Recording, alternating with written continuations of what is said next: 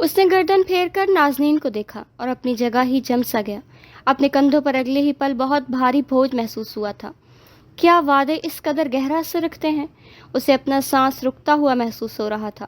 پھر موقع تلاش کر کے وہ اس کی جانب چلایا۔ اسے اس سے تعلق استوار کرنا ہی تھا تاکہ وہ اس کی مدد کر سکے، تاکہ وہ اسے بچا سکے۔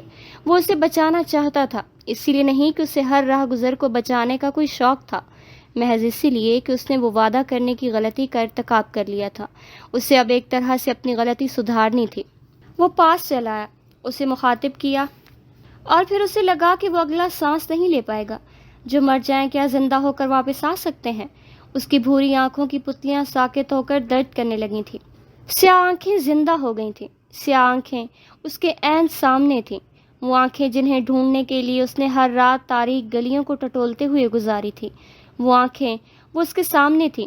کیا اس لڑکی کی کچھ علم تھا؟ وہ اتنی بے خبر کیوں لگ رہی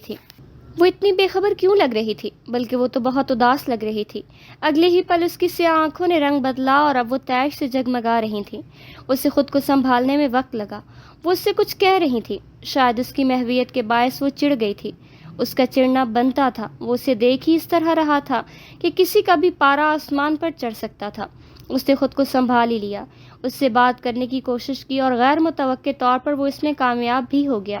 سچ شکر کہ وہ اس کے سامنے اپنا پہلا تاثر ظاہر کرنے میں کامیاب ہو چکا تھا، شاید اس لیے کہ نازنین بذات خود اس کی جانب ٹھیک سے متوجہ نہیں تھی۔ وہ اداس لگ رہی تھی، تھکی ہوئی بھی، غم و غصے کا شکار بھی، اور آخر میں کسی گہری تکلیف کا حصہ بھی۔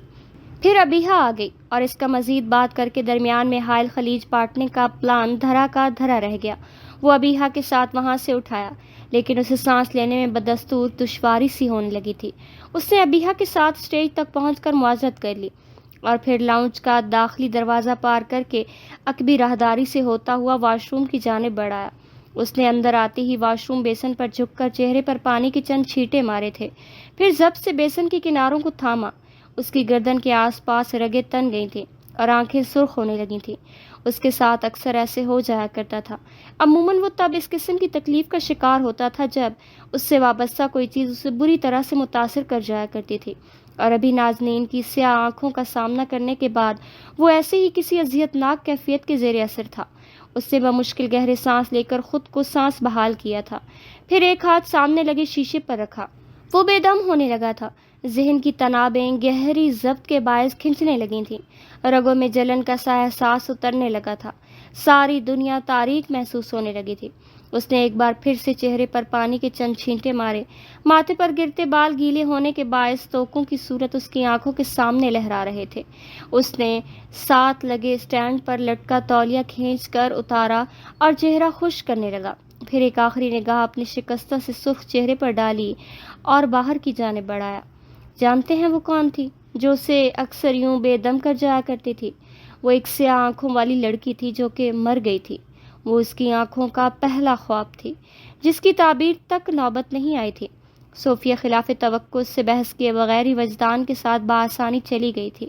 اسے حیرت بھی ہوئی، جانے وجدان نے انہیں کیسے اکیلے جانے پر قائل کیا ہو، لیکن وہ اس گھٹن زدہ سی تقریب میں نہ جانے کے باعث اس قدر مطمئن اور خوش ہو گئی تھی کہ شدید اعصابی تھکن کے باوجود اس نے خود کو بہت چاق و چوبند محسوس کیا۔ امی اور وجدان جا چکے تو وہ عشاء کی نماز کا وضو کرنے صحن میں لگے بیسن کی جانب بڑھائی۔ سیاہ لچکدار بالوں کو جوڑے میں قید کیے وہ بہت سکون سے اپنا ایک ایک عضو بھگوتی جا رہی تھی۔ کیاریوں میں لگے گلاب کے پھولوں کی مہک نے جھولتی ہوا کے باعث ہر شے کا احاطہ کر رکھا تھا۔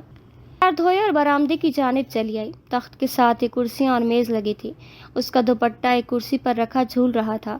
اس نے دوپٹہ اٹھایا اور پھر اسے چہرے کے گرد تہوں کی صورت میں باندھنے لگی۔ نماز سے فارغ ہونے کے بعد اس نے کچن کا رخ کیا۔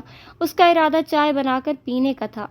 اتنے دنوں بعد اور غفلت کے بعد وہ آج خود کو خصوصی طور پر وقت دینا چاہتی تھی، لیکن پھر جو ہی اگلے پل دروازہ بجا وہ چونک گئی۔ اسے امید نہیں تھی کسی کے بھی آنے کی۔ اس نے چائے کی آنچ مدھم کی اور پھر کندھوں پر ڈلا دوپٹہ درست کرتی آگے بڑھائے۔ کون؟ میں ہوں، حرم۔ اس کے آبرو بے ساختہ ہی اکٹھے ہو گئے۔ وہ شاید اس کی توقع نہیں کر رہی تھی۔ اس نے دروازہ کھول دیا۔ وہ سامنے ہی کھڑا تھا، جینز اور سفید ٹی شرٹ پر بھوری جیکٹ پہنے۔ آپ یہاں؟ وہ اس قدر بے یقین تھی کہ ٹھیک سے کوئی تاثر بھی نہ دے پائی۔ وہ اس کی حرکت پر خجل سا ہنس دیا، پھر سر جھکایا۔ کیا میں اندر آ سکتا ہوں؟ اس نے پوچھا۔ وہ یوں بے وقت آنے پر شرمندہ سے لگ رہا تھا۔ بہت شرمندہ سا لگ رہا تھا۔ نازنین نے اس کے کان سرخ ہوتے دیکھے۔ نہیں۔ وہ اس کی صاف گوئی پر بے حد متعجب ہوا، لیکن نازنین یوں ہی دروازے کے پٹ کو پکڑے کھڑی رہی تھی۔ اسے اندر آنے کا راستہ دیا اور نہ ہی واسطہ۔ جی نہیں۔ کیوں؟ اسے دکھ ہوا تھا، لیکن نازنین کو ایسے کسی دکھ کی کوئی پرواہ نہیں تھی۔ میں گھر میں اکیلی ہوں، اس لیے آپ اس وقت گھر میں نہیں آ سکتے۔ اگر آپ کو آنا ہوا تو امی یا پھر وجدان کی موجودگی میں آئیے گا۔ اور ابھی وہ اسپاٹ سا کہہ کر دروازہ اس کے منہ پر ہی بند کر کے پلٹنے لگی تھی کہ وہ یکدم بول پڑا، sorry, I am really sorry. اگر میرا یوں آنا آپ کو برا لگا ہو تو، لیکن میں زخمی ہوں۔ اس نے اپنی خون آلود ہتھیلی نازنین کے سامنے کی تو اس نے بے ساختہ ہی حیرت سے دروازہ کھول دیا۔ اس کا ہاتھ زخمی تھا اور اس کی ہتھیلی پر لگے زخم سے خون بہہ کر دروازے کی دہلیز پر قطرے قطرے گرنے لگا تھا۔ وہ چپ سی ہو گئی۔ وہ ڈری ہوئی نہیں لگ رہی تھی، وہ بس محتاط لگ رہی تھی۔ حرم نے بغور اس کے بدلتے تاثرات دیکھے تھے، پھر اگلے ہی پل پیچھے ہوا۔ کوئی بات نہیں، اگر آپ کمفرٹیبل نہیں ہیں تو نہیں، رکیں۔ وہ پلٹ گیا تھا، لیکن پھر اگلے ہی پل اس کی آواز سن کر اسے رکنا پڑا۔ وہ بہت سخت تھی، سخت دکھائی دیتی تھی، لیکن اس سمے وہ کچھ پریشانی سے اس کی ہتھیلی پر لگے گھاؤ کو تک رہی تھی۔ اندر آ جائیں، خون بہت بہہ رہا ہے۔ وہ پیچھے ہوئی، دروازے کو تھاما ہوا پٹ کھول دیا۔ حرم نے ایک لمحے کو رک کر اسے دیکھا تھا۔ آپ شور ہیں، کوئی مسئلہ نہیں ہوگا؟ اس کے پوچھنے پر نازنین نے بے حد چونک کر اس کی جانب دیکھا، پھر سے آنکھوں کو اس کی بھوری آنکھوں پر جمایا۔ یہ تو آپ کی موجودگی پر منحصر ہوگا کہ کوئی مسئلہ کھڑا ہوتا ہے یا نہیں۔ خیر، آپ آ جائیں، زخمی ہیں آپ، اس زخم کو ٹریٹ کریں اور اگلے کسی بھی پل کے لیے ٹھہرے بغیر چلے جائیے گا۔ اس سے زیادہ مروت کی توقع مجھ سے رکھنا بیکار ہوگا۔ اب کہ واقعی حیرت سے اس کے آبرو اوپر کو اٹھے تھے۔ اس نے کسی کو بھی اپنی حدود کا تعین اس قدر قطعیت سے کرتے ہوئے کبھی نہیں دیکھا تھا۔ اس کے بعد وہ دروازے پر ٹھہرے بغیر آگے بڑھائی تو وہ بھی سر کے پیچھے ہاتھ پھیرتا اندر چلا آیا۔ اس نے گردن پھیر پھیر کر اس گھر کے نقشے کو سمجھنے کی کوشش کے ساتھ ساتھ حفظ کرنے کی کوشش بھی کی۔ اگر وہ اسے حفظ کیے بغیر یا پھر سمجھے بغیر چلا جاتا تو یقیناً سارنگ نے اس کا سر پھاڑ دینا تھا۔ وہ کچے فرش پر ہی گوں مگوں کسی کیفیت میں استادہ رہا، اندر جائے یا نہیں، قدم بڑھائے یا پلٹ جائے۔ زندگی میں پہلا لمحہ تھا جس نے حرم عریبی کو ہچکچاہٹ کا شکار کیا تھا۔ وہ فرسٹ ایڈ کا باکس لیے کمرے سے باہر نکلی تو اسے اب تک داخلی دروازے کے آگے جمع دیکھ کر حیران ہوئی۔ کیا ہوا؟ آپ وہاں کیوں کھڑے ہیں؟ اندر آ جائیں۔ وہ لبوں پر زبان پھیرتا آگے بڑھایا۔ وہ فرسٹ ایڈ باکس کھول کر تختے پر رکھ چکی تھی۔ اس نے کھلے باکس سے نگاہیں ساتھ کھڑی نازنین کی جانب پھیری تھیں، پھر آگے بڑھا، تخت پر جا بیٹھا۔ معصوم بچوں کی طرح بھوری آنکھوں سے نازنین کو دیکھا، لیکن وہ اسے دیکھے بغیر کچھ یاد آنے پر کچن کی جانب پلٹ گئی تھی۔ واپس پلٹی تو اس کے ہاتھ میں چائے کا بھاپ اڑاتا کپ تھا۔ وہ ایک ہاتھ سے بمشکل اپنا زخم صاف کرنے کے بعد اس پر دوائی لگانے کی تگ و دو کا شکار لگ رہا تھا۔ اس نے خوف زدہ سا گہرا سانس خارج کیا اور پھر اس کے برابر آ بیٹھی۔ حرم نے چونک کر سر اٹھایا تھا۔ وہ چائے تخت پر رکھ کر اب اس کا ہاتھ اپنے ہاتھ میں لیے سنجیدہ چہرے کے ساتھ زخم پر مرہم رکھ رہی تھی، پھر احتیاط سے روئی لگا کر اس پر پٹی باندھنے لگی۔ آپ بارات میں نہیں گئی؟ حالانکہ اصولاً آپ کی موجودگی اس جگہ یقینی ہونی چاہیے تھی، لیکن میں نے آپ سے اس بابت استفسار نہیں کیا، کیوں؟ تاکہ آپ مجھ سے اس طرح کا کوئی ذاتی سوال کرنے کی جہت کو اپنے ذہن سے نکال دیں۔ پٹی باندھ کر اس نے لمبی پٹی کو چھوٹی سی کینچی سے کاٹا۔ وہ مصروف سی بولتی جا رہی تھی۔ یہ آپ ہر وقت اتنے غصے میں کیوں رہتی ہیں؟ ایسے جیسے میں نے آپ کی کوئی جدی پشتی زرعی زمین ہتھیالی ہو، اس نے اب کے خفا ہو کر کہا تھا۔ نازنین کو وہ اس لمحے بالکل وجدان جیسا لگا تھا، اس کی طرح مثالوں سے خود کو تشبیہ دے کر سمجھاتا ہوا۔ آپ جا سکتے ہیں اب، اس نے اس کی پچھلی بات کا جواب دیے بغیر بے حد سکون سے کہا۔ وہ اگلے ہی پل اٹھ کھڑا ہوا۔ میں بمشکل آپ سے کوئی ایک دفعہ ملا ہوں، ایک آدھ ملاقات، وہ بھی چند سوالوں کے گرد گھومتی ہوئی، لیکن میری جانب سے آپ کا اس قدر انسیکیور رویہ مجھے سمجھ نہیں آیا کہ آپ مجھے جانتی ہیں کہ میں کس طبیعت کا بندہ ہوں۔ اس کے ایسے انداز پر گویا دل برداشتہ ہو گیا تھا۔ آپ کی جانب سے انسیکیور ہونے کے لیے مجھے صرف ایک وجہ درکار ہے کہ آپ میرے لیے اجنبی ہیں. میں آپ کو نہیں جانتی، اور جیسے میں نہیں جانتی ان کے ساتھ سیکیور رہنے کا شوق میں ہرگز بھی نہیں پالتی. وہ غیر ہوتے ہیں، غیر ہی رہتے ہیں. کس قدر بے رحم تھی وہ الفاظ کے ساتھ. چند لمحات کے لیے تو اس سے کوئی جواب ہی نہ بن پڑا. غیروں کو اپنا بنایا جائے تو وہ بھی اپنے بن جاتے ہیں. میں نے اپنوں کو غیر ہوتے دیکھا ہے، اور جب سے میں نے یہ دیکھا ہے تب سے غیروں کو اپنانے کی ہر خوش فہمی پر قفل لگا چکی ہوں میں. اس قفل تلے آپ کا دم گھٹ سکتا ہے. آپ سمجھیں، دم گھٹ چکا ہے میرا. ایک لمحے کا توقف کیے بغیر وہ اسے یوں دو بدو جواب دے رہی تھی کہ وہ حیران ہوئے بنا نہ رہ سکا. چند پل کے لیے سفید ٹائلز والے برآمدے میں گہری خاموشی سے پھیل گئی. ڈھلتی عشاء میں گویا ہر جانب دھندلی سی اترنے لگی. وہ تخت پر بیٹھی اسے چہرہ اٹھائے دیکھ رہی تھی، اور وہ سفید ستون کے برابر کھڑا اسے دیکھ رہا تھا. بہتے وقت نے آبرو اٹھا کر دو نفوس کی جانب نگاہ کی، اور پھر بولنے سے مسکراتا ہوا دھن میں تحلیل ہو کر انقا ہو گیا. مجھے پتا ہے تمہیں یہاں بھیجا گیا ہے تاکہ وہ لوگ مجھے استعمال کر سکیں، لیکن میں تمہیں پہلی اور آخری دفعہ سمجھا رہی ہوں. وہ اٹھ کھڑی ہوئی تھی، پھر سرد تاثرات کے لیے اس کے عین سامنے آ کھڑی ہوئی. وہ ساکت ہوا تک رہا تھا. ابھی کے ابھی واپس پلٹ جاؤ اور جا کر کہو ان لوگوں سے کہ نازنین انصاری اب اپنے ساتھ یا پھر اپنے گھرانے کے ساتھ کوئی بھی ظلم قطعاً برداشت نہیں کر سکتی. جا کر کہہ دینا انہیں. اور ہاں، کل تک میری واقعی تمہیں ان سب سے الگ سمجھ رہی تھی. کیوں؟ شاید صرف اسی لیے کہ مجھے لگا تم ان کھوکھلی عمارتوں میں زندہ نہیں رہے ہو تو تم ان جیسے نہیں ہو سکتے، لیکن تم بھی انہی جیسے ہو. آئندہ مجھے اپنی شکل مت دکھانا حرم. مجھے کوئی دلچسپی نہیں تم سے یا پھر ان سے کسی بھی قسم کا تعلق استوار کرنے میں. وہ گھومی تو اس کے جوڑے میں قید بال کھل کر کمر پر بکھر سے گئے تھے. وہ سفید ستون کے ساتھ کھڑا سفید ہوتا جا رہا تھا. پھر باہر کی جانب قدم پھیرے، ایک نگاہ پھیر کر نازنین کو دیکھا.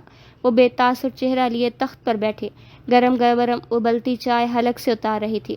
اس بھورے مائع کی مانند اس کی روح کا ہر رقص دہک رہا تھا. وہ محسوس کر سکتا تھا. اگلے ہی پل وہ پلٹا اور تیزی کے ساتھ کچی روش عبور کر گیا. اس قدیم سے جدید پر برآمدے میں اب محض نازنین براجمان تھی، اپنی تمام تر تنہائیوں کے ساتھ. رات گئے تک وہ کتابیں پڑھتی رہی. اندر باہر خاموشی پھیل جائے تو کتابوں میں بولتے الفاظ اس خلا کو بھرنے میں معاون ثابت ہو سکتے ہیں. اس نے بھی اپنی بے ساکھی تلاش کی تھی. صوفیہ اور وجدان بھی 11 بجے تک لوٹ آئے. وہ آتے ہی اس کے کمرے میں چلی آئی. اس نے کتاب سے نگاہ اٹھا کر انہیں دیکھا، ہلکا سا مسکرائی. وہ بھی ڈھونکی کی مانند چلتے سانس اس کے عین سامنے آ بیٹھی تھی. نازنین، رشتے والے آ رہے ہیں کچھ دنوں میں. لیکن ان کی بات سن کر اگلی ہی پل اس کے پر اکثر نرم سا تبسم غائب ہو گیا تھا.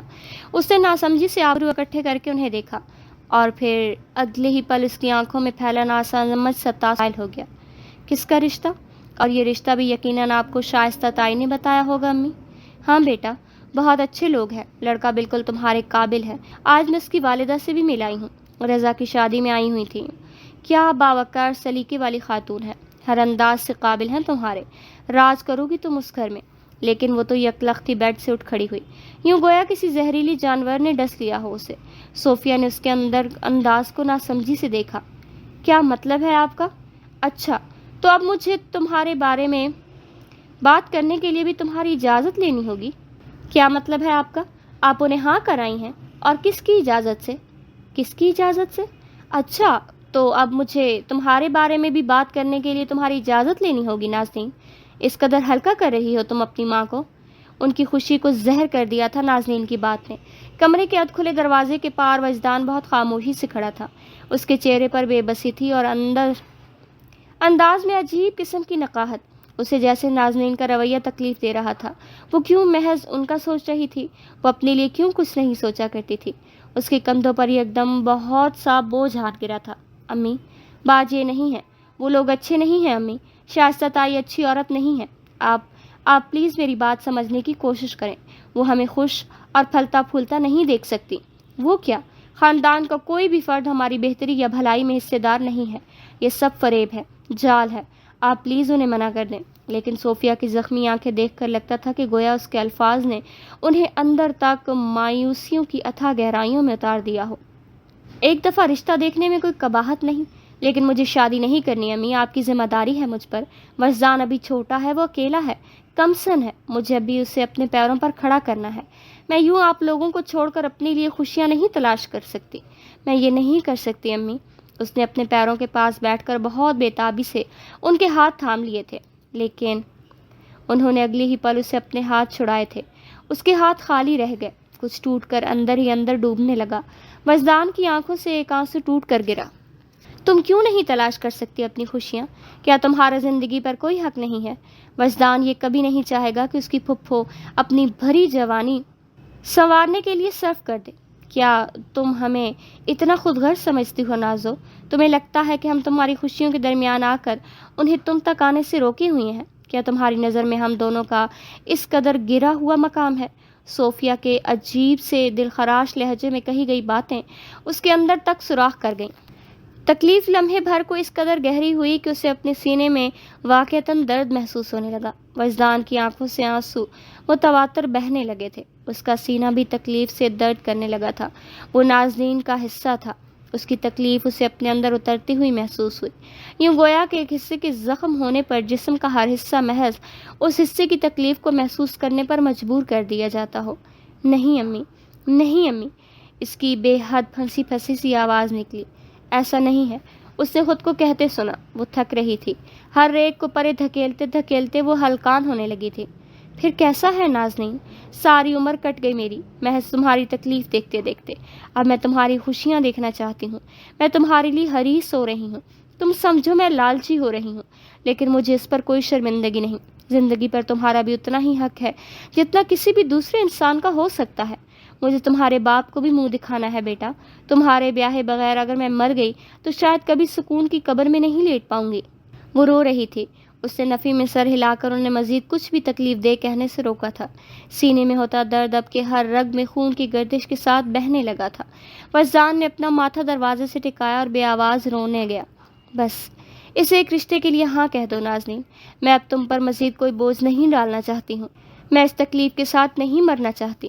اس پہر وجدان پلٹ کر اپنے کمرے میں چلا آیا تھا، پھر خاموشی سے اپنے بستر پر لیٹ گیا۔ اس نے اپنی دونوں ٹانگیں سمیٹ کر سینے سے لگا لیں، ہچکیوں کو بمشکل قابو کرتا وہ تکلیف کی سب سے گہری کھائی میں سانس لے رہا تھا۔ پھپھو اس کی وجہ سے اپنی زندگی سے محروم رہی تھی، پھپھو اس کی وجہ سے اپنی زندگی نہیں جینا چاہتی تھیں، پھپھو اس کی وجہ سے۔ لیکن اب ہر سوچ آنسوں کی نمی سے دھندلاتی جا رہی تھی۔ ساتھ کمرے میں وہ اب تک خالی خالی نگاہوں سے صوفیہ کا گیلا چہرہ تک رہی تھی، پھر آہستہ سے اٹھ کھڑی ہوئی۔ میں آپ کو صبح جواب دیتی ہوں امی، پلیز اس وقت مجھے اکیلا چھوڑ دیں۔ اس کی آواز پر بھی وہ آہستگی سے اٹھ کر کمرے سے باہر کی جانب بڑھ گئی۔ وہ بے دم سی ہو کر بے ساختہ بیڈ کے ساتھ گری سی گئی، آنسو ٹپ ٹپ بہہ کر ٹائلز پر گرنے لگے تھے۔ اس گھر میں موجود تینوں نفوس گہری تکلیف میں تھے، وہ تینوں ایک دوسرے کے لیے زندہ تھے، لیکن پھر بھی کہیں اندر وہ آہستہ آہستہ ایک دوسرے کے لیے مر رہے تھے۔ وجدان نے پاؤں سمیٹ کر اب تک سینے سے اسے لگا رکھے تھے۔ صوفیہ برآمدے میں لگے تخت پر بیٹھی بلند آواز سے رو رہی تھی، اور وہ اس کے محض آنسو گر رہے تھے، اس کے محض آنسو ہی گرتے تھے۔ اتنے سالوں سے روتے ہوئے اس نے خود کو اس انداز سے ٹرین کیا تھا کہ کبھی اس کی آواز ہلکی سی ہچکی سے زیادہ بلند نہیں ہوئی۔ ٹھنڈی ٹائلز پر بیٹھی وہ بھی کہیں اندر تک ٹھنڈی ہوتی جا رہی تھی، کیونکہ سب کچھ ایک بار پھر وہیں سے گھوم رہا تھا جہاں سے چلا تھا، اور اس سے آنے والی ہر ساتھ خوفزدہ کر رہی تھی۔ وہ گاڑی میں آ کر بیٹھا تو چند پل خالی خالی نگاہوں سے اسٹیئرنگ کو دیکھے گیا۔ اس کے کان میں باریک سا کمیونیکیٹر لگا ہوا تھا، چونکہ وہ خاکستگری رنگ کا تھا تو اندازہ نہ ہوتا تھا کہ کوئی آلہ بھی اس کے کان میں لگا ہوا ہے۔ وہ ایک بے حد حساس مائکرو فون سے آراستہ کمیونیکیٹر تھا، اس کا ایک حصہ سارنگ کے کان میں تھا، اور یقیناً وہ نازنین کے ساتھ ہوئی ساری گفتگو بآسانی سنتا رہا تھا۔ وہ اس قدر بدگمان کیوں لگ رہی تھی؟ سارنگ اس کے کان میں بولا تھا۔ اس سے گہرا سانس لے کر پٹی باندھے ہاتھ کو الٹ پلٹ کر دیکھا، پھر کندھے اچکائے۔ وہ غلط فہمی کا شکار ہے، انہیں لگتا ہے کہ شاید مجھے ان کے رشتہ داروں نے بھیجا ہے تاکہ انہیں رضا کی عبارات میں قائل کر کے لے جا سکوں۔ یقیناً مہندی والے دن کچھ ایسا ہوا ہے جو میری نظروں سے چوک گیا ہے۔ کیا مطلب سیدھا سا ہے، کوئی انہیں اپنے مفاد کے لیے استعمال کرنا چاہتا ہے جس سے وہ بخوبی واقف ہیں۔ اب جب کہ وہ اس بات سے واقف ہیں تو وہ ہر ایک کو شک کی نگاہ سے دیکھ رہی ہیں، دوسرے معنوں میں کانشیس ہے۔ پھر اب سارنگ کی سوالیہ سی آواز اس کے کمیونیکیٹر میں ایک بار پھر سے گونجی۔ اب یہ کہ میرا زخم بیکار جا چکا ہے، کوئی دوسرا راستہ ہے ان تک پہنچنے کا؟ راستہ تو ہمیشہ ہوتا ہے، بس ہمیں نظر دیر سے آتا ہے۔ کیا کرنا چاہتے ہو؟ اس کے استفسار پر وہ کافی دیر خاموشی سے لب سکیڑے بیٹھا رہا۔ آنکھیں چھوٹے کیے وہ اس کے ہر رویے کا ایک بار پھر سے تجزیہ کر رہا تھا۔ وہ اس برآمدے میں بیٹھے زخمی سے معصوم حرم سے قدرے مختلف لگ رہا تھا، ایک دم گہرا اور سنجیدہ سا۔ تم نے اس کی ہسٹری شیٹ نکالی تھی؟ کیا کچھ ملا وہاں سے؟ کچھ خاص نہیں، بس یہی ملا کہ وہ پہلے اپنے دادا کے گھر میں رہا کرتی تھی، لیکن پھر کچھ وجوہات کی وجہ سے اب مجھے وجوہات نہیں پتہ، اور جن لوگوں سے میں نے معلومات اکٹھی کی ہیں انہیں بھی ان وجوہات کے بارے میں علم نہیں تھا۔ شاید کوئی بہت اندر کی بات ہے۔ خیر، وہ پھر وہاں سے اس محلے میں آ کر رہنے لگے تھے۔ وہ قریباً 18 سال سے اس محلے میں رہائش پذیر ہیں۔ وہ شاید کسی پرچے سے ساری معلومات پڑھ کر اسے سنا رہا تھا۔ وہ نچلا لب دبائے سوچتی نگاہوں سے سامنے لگے شیشے سے باہر تک رہا تھا۔ کچھ اور تو کچھ، ارے ہاں، اسے جیسے یکدم ہی کوئی بے حد دلچسپ معلومات یاد آئی۔ اس نے انگیشن میں چابی گھمائی۔ وہ کافی عرصے تک ماہر نفسیات سے سیشنز بھی لیتی رہی ہیں۔ چابی گھماتا اس کا ہاتھ اگلے ہی پل تھم گیا تھا۔ آبرو بے ساختہ اوپر کو اٹھے اور آنکھوں میں گہری حیرت نے سر اٹھایا۔ اچھا، اسٹرینج، کون سے سائیکیٹرسٹ کے پاس؟ اور سیشن کس حوالے سے لیے انہوں نے؟ میں نے اس ماہر نفسیات کی بابت جاننے کی کوشش کی تو پتہ چلا کہ وہ عرصہ دراز سے پاکستان چھوڑ کر اسکاٹ لینڈ شفٹ ہو چکے ہیں، اور جہاں تک بات سیشنز کی ہے تو انہیں شاید پی ٹی ایس ڈی تھا۔ وہ تھراپی سیشنز لیا کرتی تھی۔ P T S D? اس نے ناسمجھی سے دہرایا۔ کیا یہ معلوم ہوا کہ کس قسم کی ٹراما کا شکار رہی تھی وہ؟ نہیں، دوسری جانب سے سارنگ کی پھیکی سی آواز ابھری۔ اس بارے میں مجھے کچھ نہیں ملا۔ اس بارے میں صرف ہمیں وہ خود یا پھر ان سے جڑا کوئی قریبی شخص بتا سکتا ہے، لیکن تم کیا کرو گے اس بارے میں جان کر؟ میرے لیے ان کی نفسیاتی حالت سمجھنا ضروری ہے، نہیں تو میں انہیں اپروچ نہیں کر سکوں گا۔ وہ خول میں قید ہے، مجھے انہیں بچانے کے لیے اس خول کو توڑنا ہی پڑے گا۔ خیر یہ بتاؤ، زیرو کے حوالے سے کچھ خبر ملی؟ سارنگ نے ایک بار پھر سے گہرا سانس لیا۔ نہیں، وہ بالکل خاموش ہے اور مجھے بالکل بھی اچھی فیلنگ نہیں آ رہی حرم۔ کہیں کسی بلڈنگ سے کھڑا ہو کر وہ انہیں گولیوں سے بھون دے گا تو ہم کیا کر لیں گے؟ وہ ایسا نہیں کرے گا سارنگ، اس نے کہہ کر انگیشن میں چابی گھمائی تو سرد پڑتے انجن میں زندگی کی حرارت دوڑ اٹھی۔ تمہیں کیسے معلوم؟ قتل کرنے پر آمادہ ہو تو اسے کوئی نہیں روک سکتا، اور اگر اس آمادگی کے باوجود بھی وہ وقت لے رہا ہے تو اس کا ایک ہی مطلب ہے، وہ ہمارے موو کو محسوس کر چکا ہے۔ پہلے وہ محتاط نہیں تھا، لیکن اب وہ محتاط ہو گیا ہے۔ وہ پریڈکٹ کرے گا، پھر پلان اور پھر پلے۔ اس نے بابت ختم کر کے آہستہ سے اپنے کان میں جمع نازک سالہ نکال کر سامنے ڈیش بورڈ پر ڈال دیا۔ اس کی بھوری آنکھیں گہری سیاہی مائل دکھائی دے رہی تھیں۔ اس نے اگلے ہی لمحے گاڑی کے ساتھ لگے شیشے پر نگاہ ڈالی اور گہرا سانس بھر کر رہ گیا۔ ایکسیلریٹر پر دباؤ بڑھاتا اب وہ بے حد تیزی سے گاڑی نکال کر لے گیا تھا۔ کچے سین والے گھر میں ہر جانب خاموشی پھیلی ہوئی تھی۔ اس خاموشی کا اثر اس قدر گہرا تھا کہ در و دیوار، کیاریوں میں لگے پودے، آس پاس پھیلی ٹھنڈی سی فجر اور آسمان سے برستی وہ نیلی روشنی بھی اس کی چھاپ سے پہلو تہی نہیں کر پائی تھی۔ وہ ناشتہ کیے بغیر، کسی سے بھی بات کیے بغیر وقت سے 1 گھنٹہ پہلے ہی یونی چلی آئی تھی۔ راہداری میں پھیلی خنکی سے اسے اپنا آپ سرد پڑتا محسوس ہو رہا تھا۔ اس نے آگے بڑھ کر لائبریری کا دروازہ دھکیلا اور پھر چند پل خالی سے چوکھٹ پر ہی کھڑی رہی۔ لائبریری کے اندر قدیم کتب کی مہک نے بسیرا کر رکھا تھا۔ سورج کی کرنیں چونکہ ابھی تک پوری طرح سے ابھری نہیں تھی، اسی لیے لائبریری میں لگے بڑے شیشوں والی کھڑکیاں اس چمک سے لا تعلق سی دکھ رہی تھیں، یوں گویا کھوکھلی سی ہو گئی ہوں۔ ان کا عکس، ان کی خوبصورتی، ان کی نزاکت انہی کرنوں سے تھی جو اپنے وقت سے چند قدم پیچھے تھی، عقب میں کہیں کسی پس منظر کا حصہ۔ وجدان اور صوفیہ تمہاری ذمہ داری ہے۔ اس کی سماعت میں جاوید کے آخری الفاظ اترے تھے۔ تکلیف سوا ہونے لگی تھی۔ کتابوں کی خوشبو نے لمحے بھر کو اس کا دم گھونٹ دیا تھا۔ وہ اپنا بیگ ٹیبل پر گویا پھینکتی ہوئی باہر چلی آئی تھی۔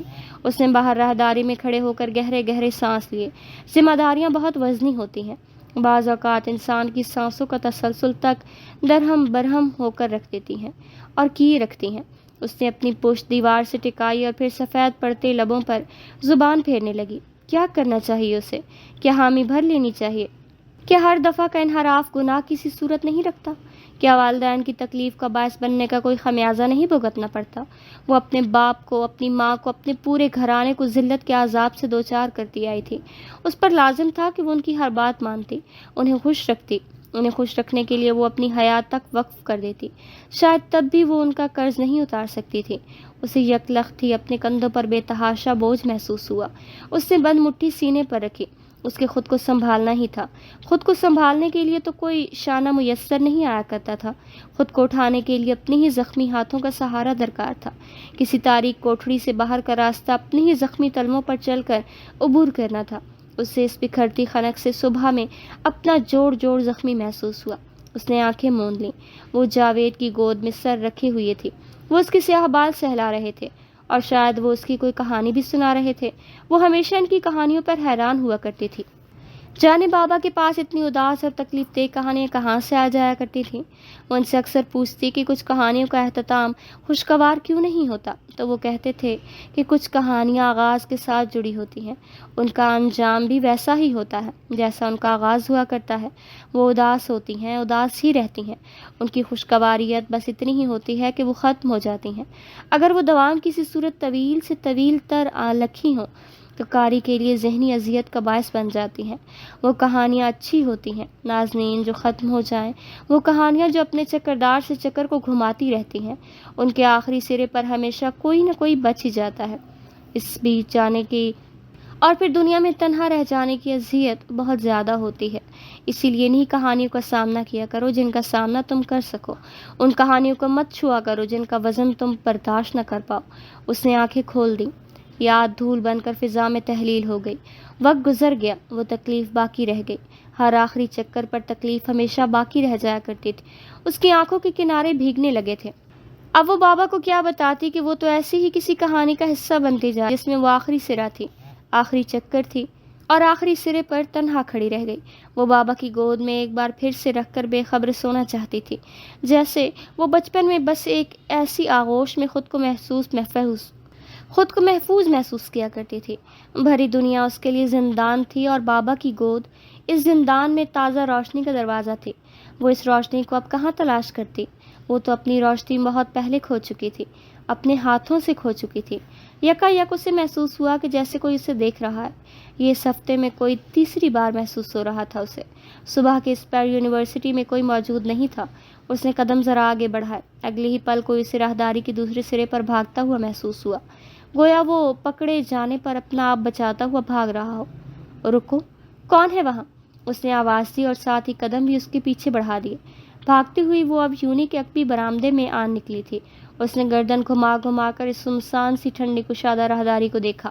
وہاں کسی انسان کا وجود نہیں تھا، لیکن اس نے کسی کو دیکھا تھا، اتنا اسے علم تھا۔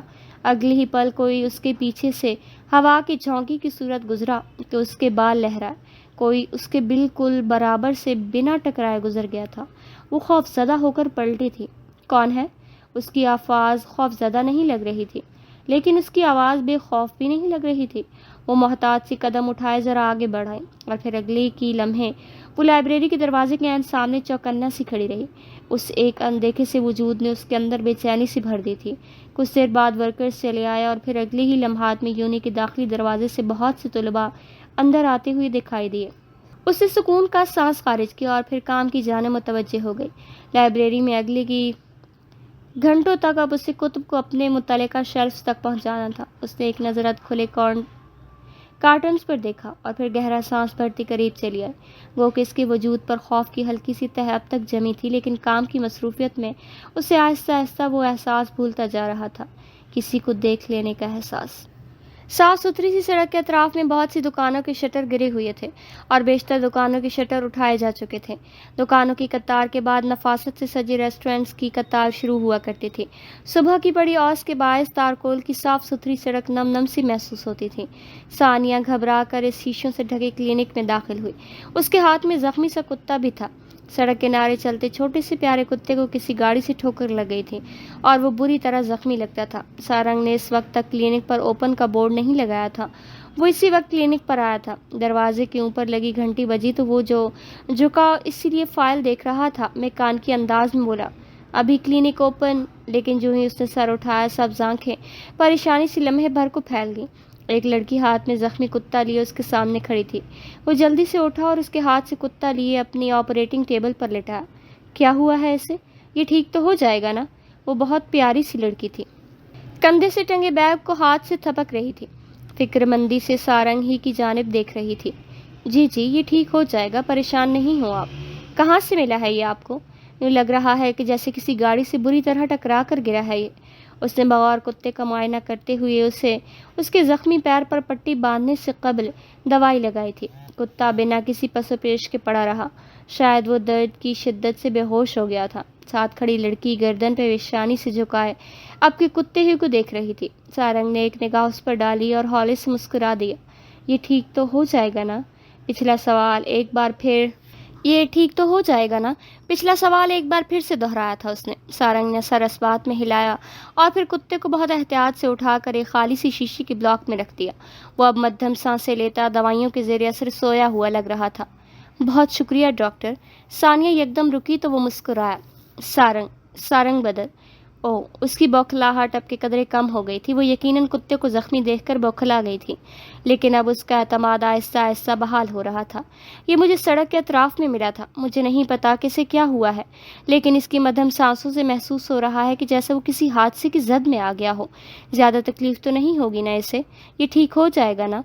اور وہ اس صبح بے حد کھل کر مسکرایا تھا۔ اسے ہر وہ انسان پیارا لگتا تھا جسے جانوروں کی فکر تھی، جسے جانوروں سے محبت تھی۔ اس کے دل میں اس لڑکی کے لیے بہت نرم سا گوشہ بن گیا تھا پہلی ہی ملاقات میں۔ یہ ٹھیک ہو جائے گا۔ اکثر ہو جاتے ہیں ایسے حادثات، اور ایسے پالتو جانوروں کے ساتھ تو ضرور ہوتے ہیں جنہیں چھوڑ دیا جائے، کئی سال پال کر زندگی سے بے دخل کر دیا جائے۔ وہ چونکہ سڑک کی سخت زندگی کے عادی نہیں ہوتے تو ایسے حادثات کا شکار ہو جاتے ہیں۔ اس نے نرمی سے کہا اور اپنے ڈیسک کی جانب چلایا۔ وہ بے چینی سے اس کی ڈیسک کی جانب بڑھائی۔ کوئی اتنے پیارے کتے کو بے دخل کیسے کر سکتا ہے، اور پھر یوں پال کر کیسے چھوڑ سکتا ہے؟ اس نے یک لختی سر اٹھا کر اس لڑکی کی جانب دیکھا تھا۔ وہ اس کی بات سن کر گہری تکلیف میں گر گئی تھی۔ اس نے ناسمجھی سے مسکرا کر اس کی جانب دیکھا۔ انسان تو چھوڑتے رہتے ہیں، بے دخل کرتے رہتے ہیں، نئی زندگی بناتے رہتے ہیں۔ جانوروں کے لیے بہت نارمل سی بات ہے یہ۔ اتنا ایب نارمل رویہ نارمل کیسے ہو سکتا ہے؟ اس کی بات سن کر وہ حیران سا مسکرایا۔ آپ پریشان نہیں ہوں، وہ ٹھیک ہو جائے گا، اس نے آہستہ سے کہہ کر سر اس بات میں ہلایا، گویا اس کی یقین دہانی کروانی چاہیے۔ وہ بھی اگلے ہی پل ہلکے کندھے لیے ہولے سے مسکرا دی تھی۔ بہت شکریہ ڈاکٹر سارنگ، میں جلد ہی اسے دیکھنے آؤں گی۔ پھر وہ جلدی سے گھڑی دیکھتی باہر کی جانب بڑھنے لگی تھی کہ اگلے ہی پل ٹھہر گئی۔ آپ اسے 1 ہفتے بعد لے جا سکتی ہیں، اور اس کی فیس بھی تبھی دے دیجیے گا۔ اور وہ جو اپنا بیگ کھولے پرس نکالنے لگی تھی یکدم رک گئی، شکر گزار سا مسکرا کر اسے دیکھا اور پھر باہر کی جانب بڑھ گئی۔ سارنگ ایک بار پھر اسے ورکنگ ٹیبل کی جانب متوجہ ہو گیا۔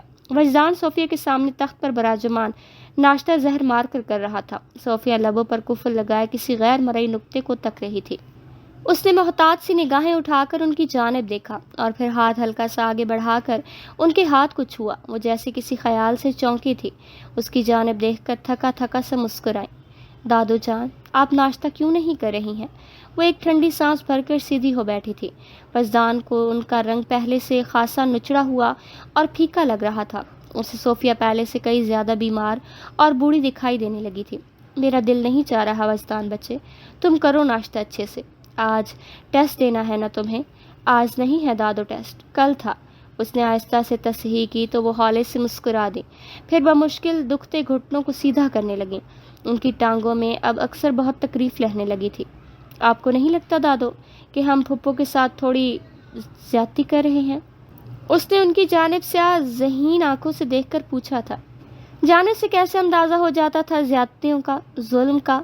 کیا اتنی سی عمر میں ان سب تلخیوں کا اندازہ ہونا اس کے ساتھ ناانصافی نہیں تھی؟ ہم اس کی بھلائی سوچ رہے ہیں بچے، ہم اس کے لیے زیادتی کا باعث کیسے بن سکتے ہیں؟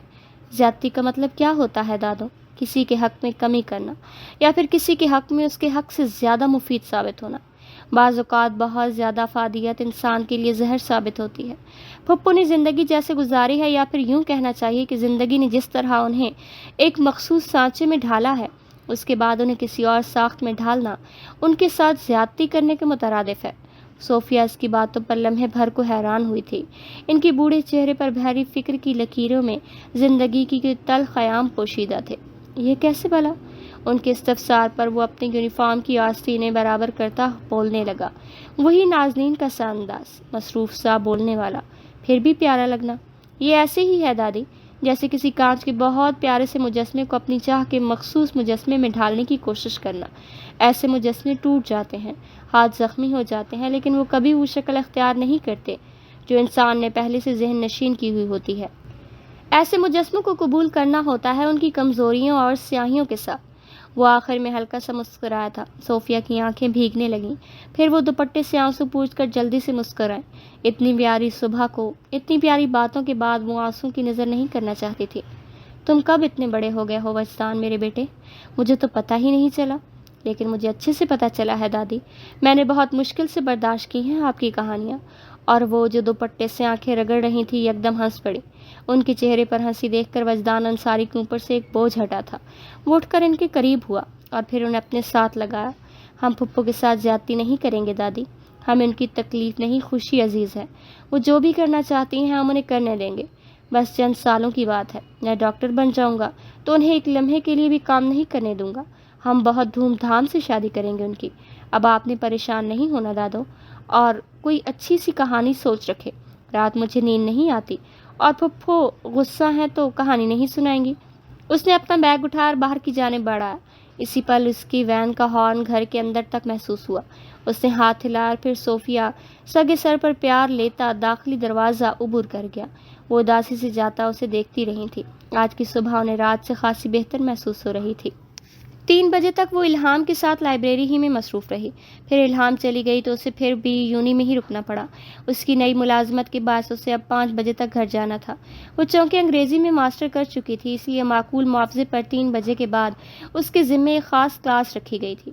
اس نے ریسٹ روم میں نماز ادا کی اور پھر اپنی متوقع کلاس کی جانب بڑھائی۔ وہ راستے ہی میں تھی کہ اچانک سامنے سے آتی کسی لڑکی سے بری طرح ٹکرائی۔ وہ لڑکی اس سے ٹکرا کر پیچھے کی جانب گر گئی تھی۔ اس نے اگلی ہی پل اسے ہاتھ دے کر اٹھانا چاہا تو اس کا چہرہ دیکھ کر چونک اٹھی۔ وہ شانزے تھی، شانزے ابراہیم۔ ناظرین اسے جانتی تھی، وہ انتہائی خوبصورت لڑکی تھی۔ سٹیپس میں کٹے اس کے سیاہ بال چہرے کے اطراف میں گرے کرتے تھے۔ وہ لائبریری میں اسے اکثر دیکھ چکی تھی۔ وہ جب فریشر تھی تب بے حد چہکا کرتی تھی، لیکن وقت کے ساتھ ساتھ اس نے شانزے کا پھیکا پڑتا روپ بخوبی محسوس کر لیا تھا۔ وہ اب ہر لمحے خوفزدہ رہا کرتی تھی، ناخن کو ترتی ہوئی، بالوں کو بے چینی سے کان کے پیچھے اڑستے ہوئے۔ اس وقت بھی وہ اس قدر مخبوط الحواس تھی کہ ناظرین چونک سی گئی۔ شانزے ابراہیم رائٹ؟ طبیعت تو ٹھیک ہے نا آپ کی؟ اس نے اس کے ہاتھ دے کر اٹھایا، لیکن وہ اگلی ہی پل گڑبڑا کر اپنا ہاتھ چھڑا گئی۔ ناظرین کے آبرو ناسمجھی سے اوپر کو اٹھے۔ آپ ٹھیک ہو نا شانزے؟ کہاں سے آ رہی ہو؟ اور یہ رنگت کیوں اس قدر زرد پڑ رہی ہے؟ اس کے استفسار پر لڑکی نے حواس باختہ ہو کر اپنے چہرے پر ہاتھ پھیرا، یوں گویا اس پر پھیلا تاثر زائل کرنا چاہا، لیکن ناظرین کی جانچتی نگاہوں سے اس کا کوئی بھی رد عمل پوشیدہ نہ رہ سکا۔ نہیں میم، میں بس گھر جا رہی ہوں، دیر ہو رہی ہے مجھے۔ اور اگلی ہی پل وہ اس کے ساتھ سے بجلی کی سی تیزی کے ساتھ گزر کر آگے بڑھ چکی تھی۔ اس نے اسے روکنا چاہا، لیکن وہ تقریباً بھاگتے ہوئے راہداری عبور کر گئی تھی۔ وہ ان کی پتلیوں میں ڈھیروں ناسمجھے لیے اس لڑکی کو پلٹ کر جاتا ہوا دیکھتی رہی۔ کچھ تھا جو اسے ٹھیک نہیں لگ رہا تھا۔ اگلے ہی پل اس نے گہرا سانس لیا اور پھر کلاس کی جانب بڑھائی۔ قریباً 5 بجے وہ فارغ ہوئی تھی۔ کلاس سے طلباء اسے سلام کرتے ہوئے باہر نکلتے جا رہے تھے۔ وہ بھی سر کے خم سے جواب دیتی اپنا بیگ اور کتابیں سمیٹ کر ہاتھ میں لیے جانے کے لیے تیار لگ رہی تھی۔ اس نے بھی طلباء کے ساتھ ایک قدم باہر کی جانب بڑھایا اور جو ہی آگے بڑھنے لگی تو اگلی ہی پل حیران سی ٹھہر گئی۔ وہ ایک مضبوط سے ستون کا سہارا لیے کھڑا تھا، جینز پر ٹرٹل نیک سویٹر زیب تن کیے، ہلکی سی ٹھنڈ کے باعث گہرے رنگ کی جیکٹ پہنے۔ اس نے اس کی جانب دیکھا تو آبرو تن گئے، نگاہیں بے تاثر ہو گئیں۔ 5 بجے کا موسم بے حد خوشگوار ہو رہا تھا۔ ہر جانب سرمئی سا اندھیرا تحلیل تھا اور خنک سی ہوا میں گیلی مٹی کی خوشبو بخوبی محسوس ہو رہی تھی۔ حرم نے اسے دروازے میں استادہ دیکھا تو سیدھا کھڑا ہو گیا۔ لاپرواہی تھم گئی۔ اس نے اگلی ہی لمحے لبوں پر زبان پھیری اور جیسے ہی وہ بات کرنے آگے بڑھا، ناظرین ایڑیوں پر گھوم کر آگے بڑھ چکی تھی۔ وہ اس کے پیچھے تیزی سے لپکا۔ تم یہاں کیا کر رہے ہو؟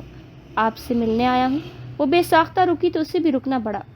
کتابوں کو سینے سے لگائے، دائیں کندھے پر پرس ٹانگے، سیاہ بالوں کو ہاف باندھے، اس ایک لچکتی لٹ سے بے خبر حرم کے ذہن سے الفاظ محو ہونے لگے تھے۔ ساری ترتیب گڑمڑ ہو رہی تھی۔ سیاہ آنکھوں کو دیکھ کر خود پر قابو رکھنے کے سارے ارادے ہوا ہوتے ہوئے محسوس ہوئے۔ لیکن مجھے تم سے کوئی بات نہیں کرنی ہے، اسی لیے بغیر کسی بدمزگی کے ابھی پلٹ جاؤ، وہ سخت لہجے میں کہہ کر آگے بڑھی تو اس نے بھی قدم ایک بار پھر سے اس کے ہم آنگ کیے۔ خنک ہوا کا تیز جھونکا ان دونوں کو چھو کر گزرا۔ راہداری سنسان تھی اور وہ دونوں اجنبیوں کی مانند سرمئی سے اندھیروں کو نظر انداز کیے تناؤ کے زیر اثر لگ رہے تھے۔ آپ غلط سمجھ رہی ہیں، مجھے ٹھیک سمجھنے کا کوئی شوق نہیں۔ ایک بار میری بات تو سن لے نازنین، مجھے تمہاری کوئی وضاحت نہیں چاہیے حرم، پلیز معاملات کو مزید مشکل مت بناؤ۔ میں آسانی پیدا کرنا چاہ رہا ہوں، مشکل آپ بنا رہی ہیں۔ اس نے آنکھیں ضبط سے بند کی تھیں، پھر رک کر اگلے ہی پل اس کی جانب گھومی۔ پوری آنکھوں نے سیاہ ارتکاز سے جانے کیوں دل ہی دل میں پناہ طلب کی تھی، اور کچھ آنکھیں ہوتی ہیں جن سے پناہ طلب کرنی ہی چاہیے۔ مجھے اس بحث میں نہیں پڑنا کہ کون کیا کر رہا ہے اور کیا نہیں، میں اس بارے میں بات نہیں کرنا چاہتی، اور یہ میں تمہیں بتا چکی ہوں۔ آپ نے میری بات سنی ہی نہیں ہے۔ مجھے اس دن کسی نے نہیں بھیجا تھا اور نہ ہی میں کسی سازش کا حصہ رہا ہوں۔ یہ دیکھیں، اس نے اپنا زخمی ہاتھ اس کی نگاہوں کے سامنے کیا۔ سفید پٹی بندھے ہاتھ کو ایک لمحے کے لیے نازنین نے یوں ہی دیکھ لیا تھا، پھر اس کی جانب نگاہیں پھیری۔ میرا ہاتھ واقعی زخمی ہوا تھا اس دن، اور خون بہت زیادہ بہنے کی صورت میں مجھے آپ کے گھر کا رخ کرنا پڑا۔ میں اس وقت کسی کام سے اس علاقے میں موجود تھا۔ اگر مجھے یہ زخم نہ لگتا تو میں کبھی آپ کے گھر کا دروازہ نہیں کھٹکھٹاتا۔ سچ میں، بلیو می۔ وہ چند لمحے خاموشی سے دیکھے گئی تھی، پھر یکلخت اسے جواب دے بغیر آگے بڑھ گئی۔ وہ بے ساختہ ہی اس کے پیچھے آیا۔ میں نے تمہاری جانب کی وضاحت سن لی ہے، اس لیے اب میرا پیچھا چھوڑ دو۔ میں نے یہ وضاحت اسی لیے دی ہے تاکہ ہمارے درمیان پھیلی غلط فہمی زائل ہو سکے۔ تم ہمارے درمیان پھیلی غلط فہمی کو دور کرنے کے لیے اس قدر بے چین کیوں ہو؟ کیا ہو تم میرے لیے محض میری پھپھو کے سوتیلے بیٹے؟ جب مجھے اپنی سگی پھپھو سے ہی کوئی غرض نہیں تو ان کی سوتیلی اولاد سے کیوں کر کوئی بیر ہوگا؟ کیا میرے لیے میرے اس رویے کا اب تمہارے سامنے کوئی سینس بنا؟ اس نے آخر میں سر جھٹک کر جتاتے ہوئے پوچھا۔ وہ اس کے بے رحم الفاظ پر اب واقعتاً حیران ہوا تھا۔ آپ میری سوچ سے بھی زیادہ ظالم ہیں۔ کچھ شک نہیں کہ آپ کے اپنوں نے آپ کو یوں اپنے گھرانے سے بے دخل کر دیا تھا، اور وہ جانتا تھا کہ اس کے الفاظ بلا شبہ بہت بے رحمی سے نازنین کی سماعت کو زخمی کرتے ہوئے گزر گئے تھے۔ نازنین ٹھہر گئی، چند پل سپاٹ نگاہوں سے سامنے دیکھتی رہی۔ اس کا تنفس تیز ہو رہا تھا، دانت پر دانت جمے ہوئے لگتے تھے۔ اگلے پل اس نے حرم کی جانب چہرہ گھما کر دیکھا۔ اس کی سیاہ آنکھیں اس قدر زخمی لگ رہی تھیں کہ حرم پلک تک جھپکانا بھول گیا۔ میرے سامنے آئندہ مت آنا حرم، یہ میری پہلی اور آخری وارننگ ہے، اس نے ہلکی سی سرد آواز میں کہا، اور اس قدر زور سے بیل راہداری کے چکنے فرش پر رکھی کہ در و دیوار تک سہم کر تکنے لگے تھے اسے۔ اس کی ٹک ٹک دور تک سنائی دی۔ حرم سے جاتا ہوا دیکھتا رہا۔ ٹھنڈی راہداری میں ایک سرد سا جھونکا داخل ہوا۔ وہ دوسری جانب مڑ گئی، لیکن وہ تب بھی اسی طرح استادہ رہا، بنا جنبش کے۔